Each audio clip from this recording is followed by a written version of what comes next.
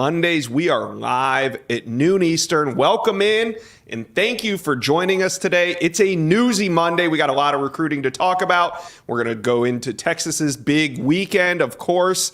They land the five-star offensive tackle Brandon Baker over Oregon, Ohio State, and Florida State. We're going to also check in with Penn State. They had the whiteout game. They also had the number one QB, Bryce Underwood, on campus. Now, UF. The Gators, they were not supposed to have a big visit weekend with Charlotte coming to town, but they shocked everyone with who showed up to campus this weekend. All right, subscribe to the On3 Recruits channel. Look at this thing. Almost to 10K. Almost there. Hit that subscribe button for me. We're going to get the show started. Okay, I want to cover a couple topics before we get to our first guest, Jerry Hamilton. Five-star athlete Terry Bussey is set to commit this Thursday. He's the number 2 ranked athlete in America. Now, the recruiting prediction machine, look at this. 95% headed toward Texas A&M, just 3 days away from his commitment. But this past weekend, he was at LSU for an official visit. The final visit he'll take before he decides on Thursday. Let me know where you guys think Bussey's going in the comment section of this video. Let me know, Terry Bussey, where's he going to land? All right. Last night, a surprise development. We're not quite to respect my decision season just yet. That usually starts in about November. But last night, 4-star wide receiver CARR decommitted from Georgia. He's officially back on the market. CARR's from Moultrie, Georgia, and this weekend, CARR is headed to the Plains. He's visiting Auburn for an unofficial visit. First time back at Auburn since July's Big Cat weekend. Now, when it comes to CARR, I don't think we see a quick decision here. I think CARR takes his time. There's no rush. We know Miami's involved. FSU's involved. We'll probably see Alabama get involved.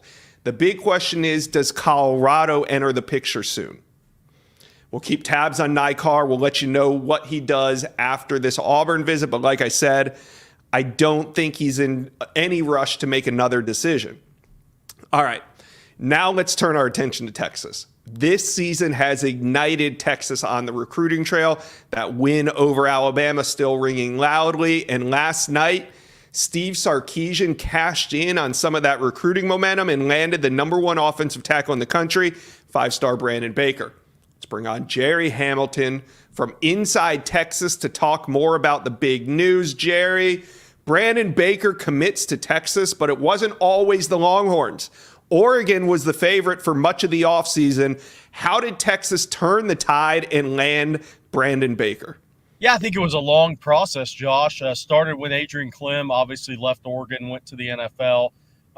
Brandon's brother played at Oregon. There's just been a lot of coaching turnover there, right? And I think that opened the door. Steve Sarkisian obviously has a couple of decades of ties at Mater Dei High. Getting Brandon and his family on campus for the spring game, I think, really started this recruitment. At that point, once Brandon sat down with Kyle Flood, the Texas offensive line coach, him and his family, and really had it illustrated his development, his resume for player development. I think that really helped Texas in this recruitment. Brandon Baker came back for a June official visit. But, Josh, I really think at the end of the day, player development, Kyle Flood's resume of that, the move to the SEC, and Christian Jones, the starting right tackle, graduating after this year. I think those 3 things all led to a Texas victory, actually over Ohio State, who finished 2nd, Oregon 3rd, Nebraska 4th. Brandon Baker, 6'5", 300 pounds, has a chance to come in and play immediately. Now, Texas is doing a great job in the trenches. They land 5-star Colin Simmons on the defensive side of the ball. Now they land 5-star offensive tackle Brandon Baker on the offensive side of the ball. Let's stay in the trenches on offense. What is next for Texas O-line recruiting? You know what's interesting, Josh? Mater Dei High, DeAndre Carter, the Auburn commitment, 4-star guard, scheduled to be in Austin this weekend for an official visit. See if he follows through on that. But as of this morning, still scheduled to be in on an official visit to Texas this weekend. He committed to Auburn over Michigan State and Texas September 3rd.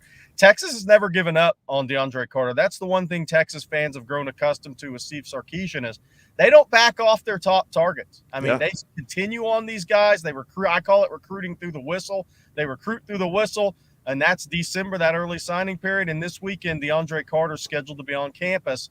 If Texas could flip Carter from Auburn, I think they could possibly close up shop on the offensive line. Whew. All right. Well, Texas could flip DeAndre Carter from Auburn. And at the same time, teams are coming after Texas commitments. Yeah. This weekend, Jerry showed up in the swamp. Defensive line commitment, DeAndre Robinson. In Texas running back commitment, Jarrett Gibson. Any concern over these potential flips? I think they're two different, a little bit different categories for me, Josh. Jarrett Gibson, Texas not surprised that he was at Florida. Cedric Baxter was on campus at FSU a couple of times after he committed to Texas in the last cycle. I think Tashard Choice tells those kids, take your visits, go through the process, continue on with this process, then you'll end up coming home where you're committed to. I think Jarrett Gibson, obviously a one-time Florida commitment. Look, I always jokingly say, if Florida gave up on any of these kids, it's a fireable offense. You don't let top prospects from your state go out of state to college without fighting all the way through the whistle in December. I think Jarrett Gibson remains a solid commitment to Texas. Obviously, his family lives in Gainesville. He's possible to be in Austin this weekend, but IMG looks like they may play Bishop Gorman in Vegas Friday night, so that could keep Jordan Johnson-Rebel and Jarrett Gibson from coming to Texas Saturday as they originally planned. So we'll have to follow that one if IMG does, in fact, add that game against Bishop Gorman today. But DeAndre Robinson's different because Texas didn't know he was going to show up in Gainesville. So that's a little bit of a different category for me. I think Robinson remains a solid commitment to Texas, but anytime you go visit somewhere and the staff that doesn't know and you're not up front with the staff you're committed to, that's a little bit of a different conversation, a little bit of a different reaction. Yeah, and I also think with DeAndre Robinson, I mean, when he chose Texas, it was really down to Texas and UF, whereas Jarrett Gibson, yes, he was a one-time Florida commitment as a sophomore, but he also committed to Dan Mullen. Yeah. New staff, completely different recruitment.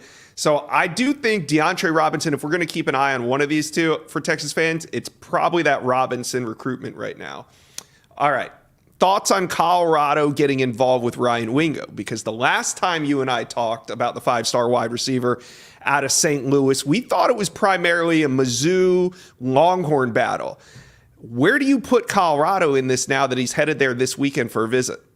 Look, I don't want to dismiss Deion Sanders in Colorado. That's not what I'm doing here.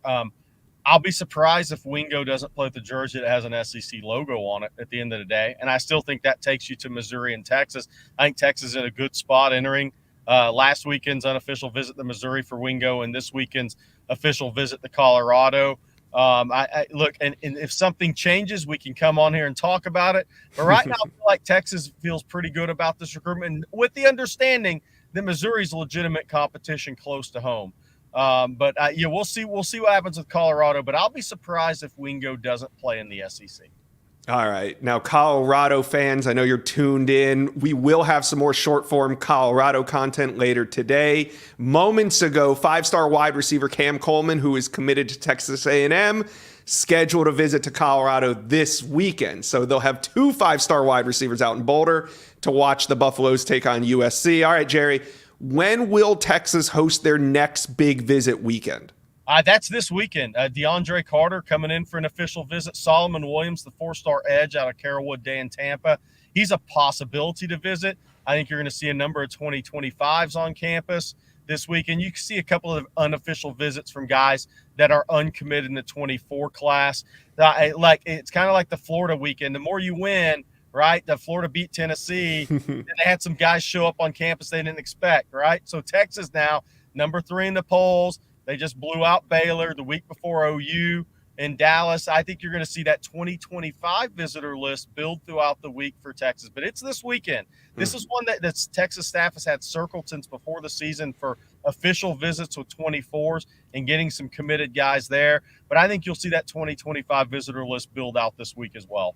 All right, the hits just keep coming for Texas fans. Jerry Hamilton, we'll have you on the show later this week to preview the big visit weekend. But thank you for coming on to talk about five-star offensive tackle Brandon Baker committing to Texas on Sunday evening. Jerry, thanks a lot. You got it, Josh. All right, now we're going to talk a little Penn State coming out of their whiteout game. It was a dominating win over Iowa and the number 1 QB. The number 1 overall 2025 recruit, Bryce Underwood, was in the building. Let's talk some Penn State. Penn State's whiteout win over Iowa was watched by some of the top recruits in the region and the country on Saturday night.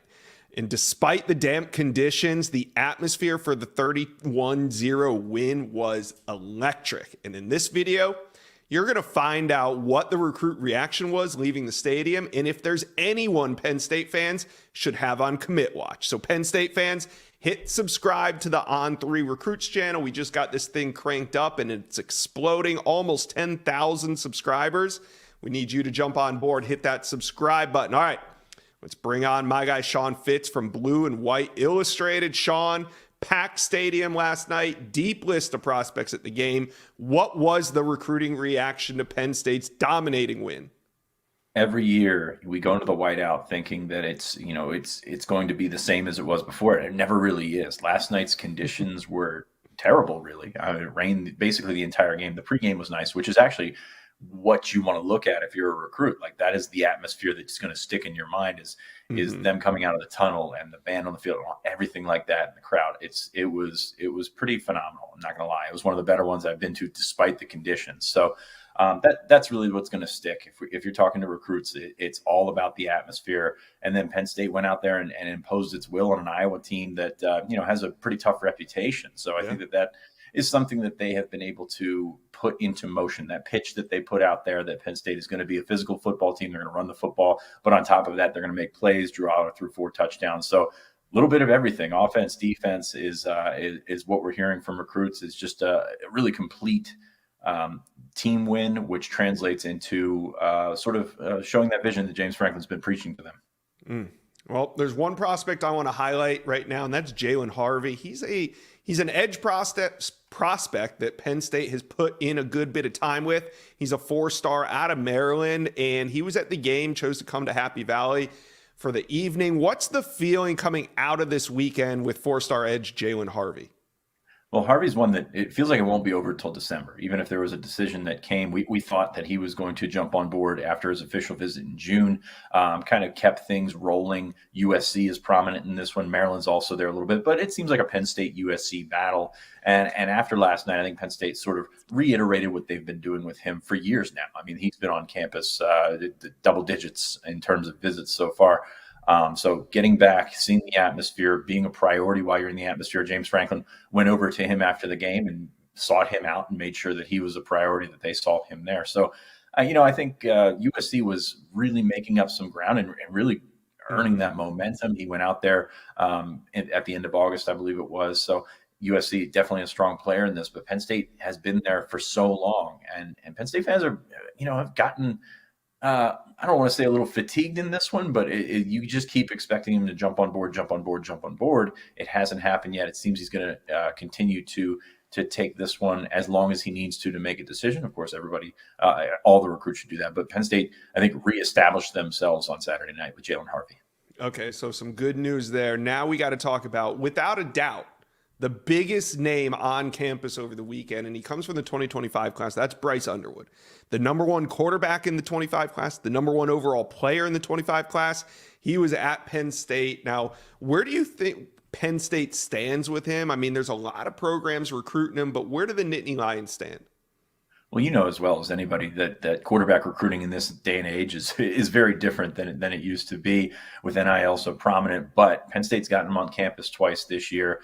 I think they're in the mix. I don't think they are the top choice. Of course, he was at Colorado last weekend. Michigan has had him on campus a bunch. LSU's been in it. So there's a lot of different schools in a lot of different areas. So I think this is one where he's going to continue to do his research, to check out other schools. So Penn State, does he end up there? I personally don't think so. But they keep getting him back on campus, and that's a big thing for anybody. And to see Drew Aller throw 4 touchdown passes is something that he probably had to like. But just getting him there, I don't want to call it a coup, but just getting the number 1 player in the country there shows the allure of the whiteout, shows what Penn State has made this and really morphed this into. Hey, and like you said, he was at Colorado the week before. I think I agree with you. I think Penn State might be a little bit on the outside looking in when you talk about LSU, you talk about Michigan. I don't know where Colorado really fits in just yet, but this is crunch time for a player like Bryce Underwood, because he said he wants to make his decision in early January. So, he's not going everywhere because everybody's inviting him. He's only showing up at a certain place every weekend. So we'll keep an eye on Bryce Underwood. Now, Penn State fans, they want me to ask you, Sean. They've been telling me They want me to ask you. Who do you have on commit watch coming out of this weekend? Well, it's interesting because you look at the whiteout and you think these big recruiting weekends always result in commitments. Penn State hasn't had a whiteout commitment since 2019, and that was Liam Clifford, the younger brother of Sean Clifford. So this isn't a situation that is a quick turnaround. Now, I think they will get it with this 2023 edition, but it's usually a slow burn. It's something that goes out for weeks and months and even years with some of the younger prospects, something that sticks in their mind. And when you get to the end of the recruitment, you say, oh, this guy was at a whiteout, this guy was at a spring game, this guy was at their Lash Bash barbecue. Those are kind of the three events that we point to, but the whiteout is such a big event. I will say, turning around quickly, DJ McClary, linebacker from New Jersey. He's a good one. He's just outside the top 100 on the On3 industry rankings. He's been on campus a few times. I put my pick in back in the winter when a couple of his New Jersey buddies were jumping on board in the 2025 class, and it seems like Penn State still holding strong there. And Tyke Hayes, a running back from Aliquippa. Aliquippa, of course, one of the top talent producers in the state and in the region. He's a very productive player, was a state player of the year as a freshman. He's set to announce on Monday afternoon at his school, and all signs point to the Nittany Lions there. All right, so that could be the next one. All right, so Penn State recruiting is hot right now. They're currently sitting at 12. They want to push for a top 10 class, and I do think that's possible. So, Sean, I just wanted to ask you, what's Penn State selling in James Franklin's 10th year at the university? Because we know what he was selling when he arrived, and it feels like just yesterday that he got there. It was hope, it was excitement, but now he's more established. So what is Penn State selling to these recruits in year 10? Well, he's selling that stability. If you look at James Franklin over the last decade, there's always that case when we get into December of, is he coming up for a different job elsewhere? I mean, that's certainly been something there. We signed a 10-year contract, and it seems like those talks have kind of gone away. But he has turned this one by stacking classes, by being aggressive in the portal. He's turned this one from a team that's sort of on the fringe to a team still on the rise in the top 10. And I don't know if that really makes sense because they haven't been to the playoff, at least in the 14 format. You think when they expand, they'll probably be a team that's in it fairly regularly.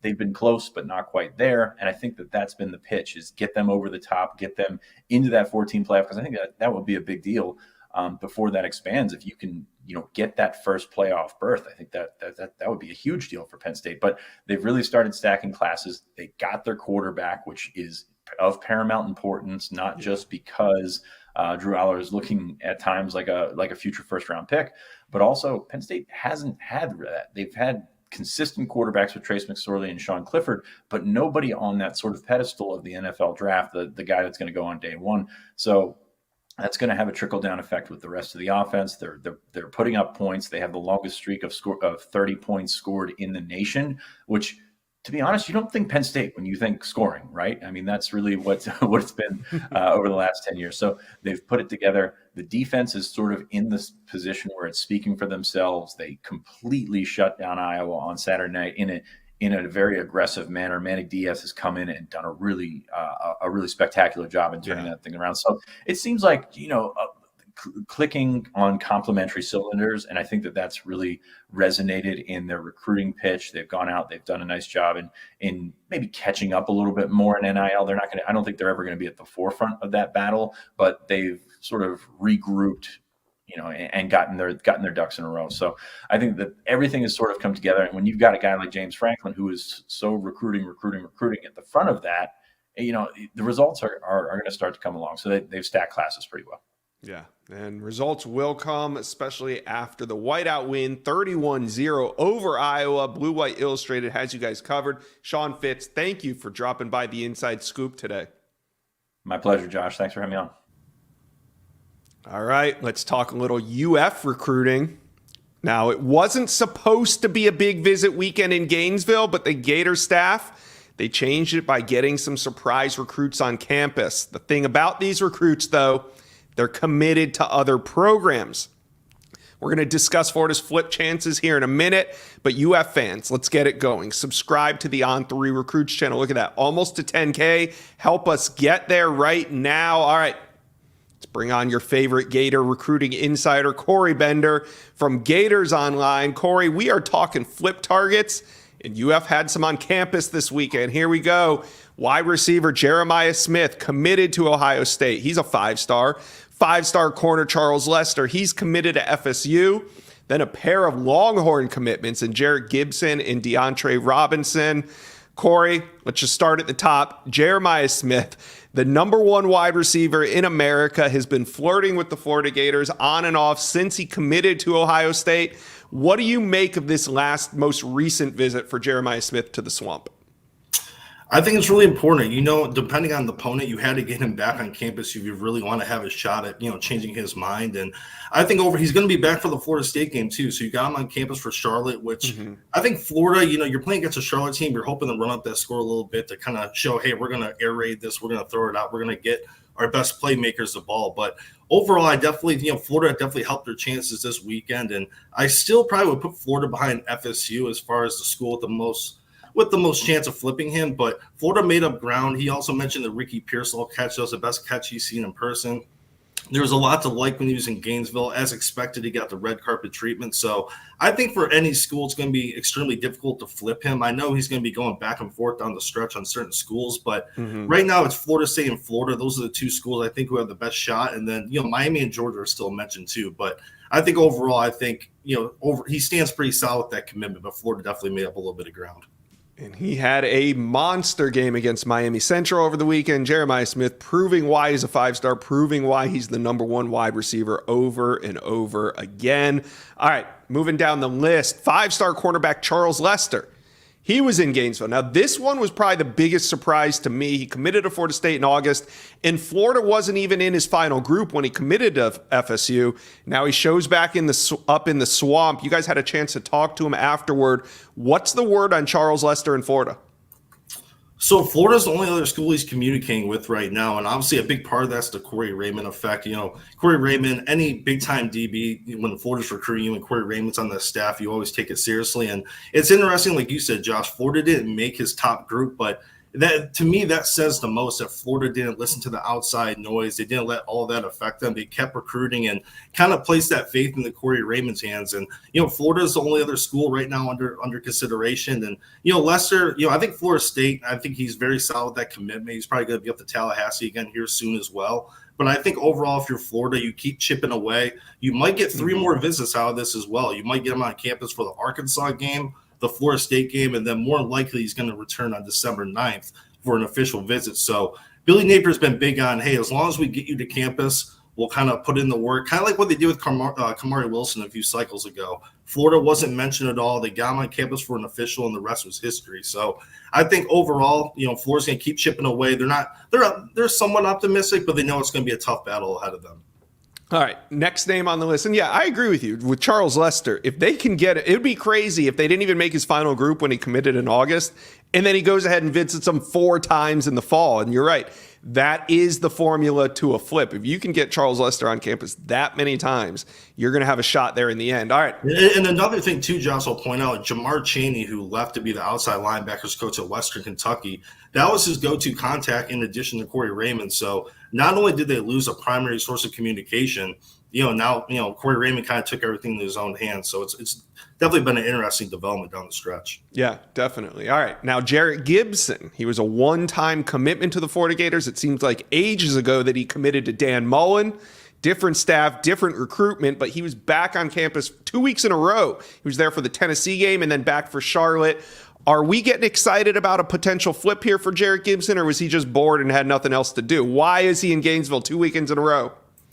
So last week there was a host of IMG kids. I think most kids, if you're in the state of Florida, you see that Florida-Tennessee game, you circle on your calendar. So that was one of the ones where a bunch of teammates were going up, and obviously he gets to see family back home, so it was kind of like a win-win for him. But also this past weekend, IMG was on a bye week, so Gibson came back to Gainesville. It's the same situation that happened back in the spring for the Orange and Blue game. Came home for Easter break and then decided to make the short trip to campus. So I definitely wouldn't, get my fingers crossed if you're a Florida fan. They definitely want to have one more back in this class if possible. And Gibson's near the top of that list. And we all know they're kind of preaching, hey, come back home to Gainesville. It's your dream school. You were committed here, once before. And he also likes Florida's ability to run the ball. They're really, they heavily rely on that two-headed monster they have in Gainesville. So I still feel good about where Texas stands. We'll see if they get him back on campus again. I think they will. But I think right now I feel better about where Texas stands for sure.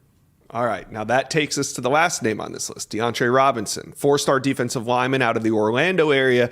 Now this one, it was a surprise visit, but it didn't surprise me because when DeAndre Robinson chose Texas, he was really down to UF and Texas. Now, I just spoke to Jerry Hamilton. I think you heard him earlier on the show. The Texas staff didn't know this one was coming.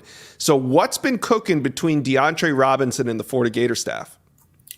All along, I was told by sources in Gainesville, Robinson's near the top of the wish list at defensive line. And I know Sean Spencer, Billy Napier, they all have been heavily involved in his recruitment, daily communication as well. So they knew how close of a battle this was the first time around. And, Texas obviously won out, but Florida's, trying to take advantage of that proximity, trying to convince them to take the hour-and-a-half drive up to Gainesville. They were able to do that. And he still says right now he still feels like a major priority for the Gators, and also said Florida still has a chance here too. So I think out of the Texas commits, out of Gibson and then Robinson, I think Robinson's the one you got to track a little bit more closely. And we walked away from it kind of feeling like he was a little bit torn, kind of when he got back to Gainesville. Florida was his favorite school growing up. He always used to rave about the Gators throughout his childhood. So I think when he went back on campus this past weekend, there was a little bit of nostalgia. And after the game, he was on the field with Billy Napier and the staff. So he's really settling in. You can tell he's kind of giving Florida an honest look right now. Mm-hmm. I think the most interesting part is whenever he gets back to Austin, if he does, maybe that commitment starts to settle in again, saying, hey, this is why I made that commitment in the first place. But I think coming out of the weekend, Florida feels pretty good, and they're going to keep chipping away over the next several months. All right, so those were the 4 surprise visitors, 4 committed elsewhere. Trey, bring that graphic up one more time for us. All right, Corey, which of these 4 names do you think UF has the best chance to flip? Definitely, I would say right now, DeAndre Robinson. I just think before this week, he wasn't even really on our radar. We knew Florida was talking to him, but, conversations really kind of stagnant. But right now, after this past weekend, I definitely go with DeAndre Robinson. All right. Now, let's shift gears real quick. One last topic I want to hit on. Brandon Baker, he's off the board. Now all eyes point to the number 2 ranked offensive tackle in the country, Jordan Seaton. And we know competition's only going to heat up for Seaton. Now the Gators, they've been heavily involved in this recruitment really before Jordan really blew up. He's now a 5-star. He got the bump in our ranking update last Monday. And he was supposed to be at the Tennessee game 2 weeks ago. But Corey, he didn't show up. He ended up going to Colorado on an unofficial visit, but Jordan Seaton does tell me there's still a lot of interest in the Gators. Has he rescheduled that visit, and do you know where the Gators stand with him? Yeah, he'll be in town for the Vanderbilt game next weekend. So Florida's at Kentucky this week, and then he comes back to Gainesville next weekend for the homecoming game against Vanderbilt. So earlier in the summer, I put him in our mock class over the summer, and I say that because after speaking with him, he was all smiles talking about Florida. He didn't take too many visits other than Alabama, which took place about a month after that interview. Mm-hmm. So I kind of thought towards the end, proximity, and he already went to Tuscaloosa, that Florida can kind of pop back in late. But as we all know, his recruitment's kind of been all over the place in recent months. He's going to take numerous official visits. Oklahoma's in the mix. You got South Carolina, who I believe gets the last OV. So I think Florida right now, I think they're probably top 2, top 3 option for him. And really, I think they lost to Vanderbilt last season, which kind of definitely has a bad taste of a lot of these Florida fans going into this one. So I think Florida definitely will come out and make a statement in this game, knowing Seaton's there. And it'll be interesting to see, what the turnout is. He'll be the lone official visitor too, and just show how much of a priority he is for Florida. Florida doesn't like hosting in-season official visitors. They kind of like doing all of it in June and December. Not for Jordan Seaton. They're going to make it work. They said, hey, if you want to come whenever you want for the OV, we'll make it happen. So you can expect when he comes on campus next weekend, there's going to be a host of staff members, always next to him at all times. Yeah, and all eyes are on Jordan Seaton now. Like I said, 5-star Brandon Baker's off the board. There's just not a lot of quality big men, especially on the offensive line, available. We'll see with Jordan Seaton. My take on Jordan Seaton, and I know he hasn't come out and said anything officially, but I think it's probably Alabama, Florida, and then I'd say Colorado. And then after that, I think there's a group of Oklahoma, Florida State, Ohio State, just everybody else. I think there's a whole lot of teams going after Seaton. His recruitment's going to heat up. Like you said, I agree. He's wide open. I don't think Jordan Seaton makes the decision until sometime in November, maybe even signing day in December. We'll see. I think that recruitment has a long way to go, but it's going to heat up. Well, the South Carolina OV too. I know in mid-November. I think they're the last one to get an OV as of right now. So, you don't want to say you always go by who gets the last OV because it's not that close to signing day yet. There's going to be like a month and a half after that, but it's going to be an interesting timeline down the stretch for him. We'll see if he takes some more in December. Yeah, and South Carolina is building a heck of an offensive line class too, so I can't believe I forgot about them. But yeah, the Seton sweepstakes only gets hotter as Brandon Baker comes off the board. Corey Bender, you guys do a great job on Gators Online. Thank you for stopping by the Inside Scoop. Thanks, Josh. All right, that's Corey Bender. Now, that's it for the Inside Scoop today, but we'll have plenty of short-form content on the On3 Recruits channel. You guys hit subscribe to that. We'll be back with the new Inside Scoop show on Thursday. We'll see you guys soon.